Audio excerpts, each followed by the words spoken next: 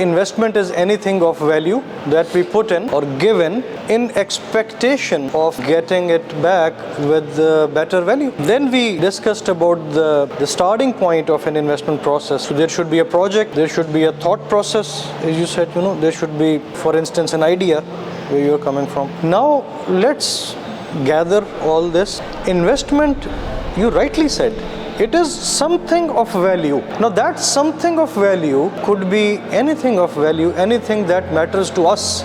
There was a person who went to see his friend. He lived in a desert. So he thought, what values best? And he got a pitcher of water because he valued it the best. But the friend lived near a river. So he took that pitcher of water, see a friend. So anything of the value, what is of the best, utmost, top value is what we invest. Could you tell me what it is? Time. जो हम वक्त के साथ करते हैं, वही वक्त हमारे साथ करता है, फिर हम रोते हैं. There are 3 types of people. Those who waste time. Time wastes them.